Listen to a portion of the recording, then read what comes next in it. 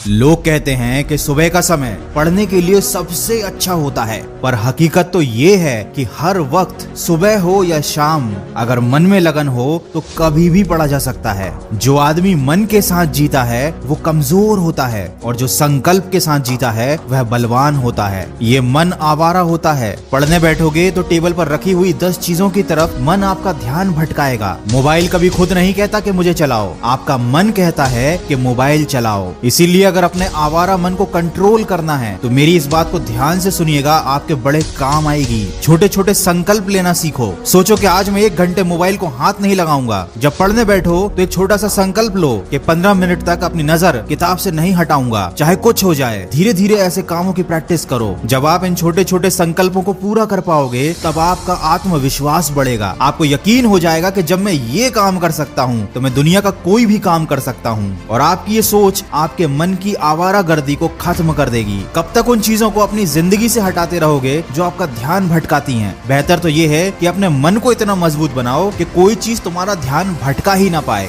वो कहते हैं ना, सड़क से कंकर हटाने की जगह पैरों में जूता पहन लेना ज्यादा बेहतर होता है। किसी ने क्या खूब कहा है, मौत तो सबको आती है पर जीना हर किसी को नहीं आता। देखो अभी तुम्हारे पास मौका है अपनी लाइफ बनाने का, और ये मौका आने वाले समय में तुम्हारे पास नहीं रहेगा। और अगर तुमको अभी भी पढ़ाई बोरिंग लगती है तो इसका मतलब ये है कि तुमको आज तक पता ही नहीं चल पाया कि तुम पढ़ क्यों रहे हो। पढ़ाई बोरिंग होती है, सच बात है, बिल्कुल बोरिंग होती है। इसमें कोई मजा नहीं, कोई एंटरटेनमेंट नहीं, कुछ भी नहीं। लेकिन सोना भी तो बोरिंग होता है। इसमें कौन सा एंटरटेनमेंट, कौन सा मजा होता है? खाना खाना भी बोरिंग होता है, लेकिन जब नींद आती है तो सोना पड़ता है। भूख लगती है तो खाना पड़ता है। तब एंटरटेनमेंट और मजा ये सारी बातें मायने नहीं रखते, क्योंकि इनकी जरूरत नहीं है। जरूरत है तो सोने की, जरूरत है तो खाने की। ठीक वैसे ही पढ़ाई जरूरी है। मायने नहीं रखता ये बोरिंग है या मजेदार है, ये जरूरी है। क्योंकि अगर तुमने अभी अपना भविष्य बना लिया तो शायद तुम आगे अपने मन के काम कर पाओगे। लेकिन अगर मजे के चक्कर में, बोरियत के चक्कर में अभी तुमने कुछ नहीं किया तो जिंदगी भर तुम्हें वो काम करने पड़ेंगे जो तुम्हारे मन के नहीं होंगे। किसी ऐसे आदमी के नीचे काम करना पड़ेगा जिसे तुम पसंद नहीं करते हो।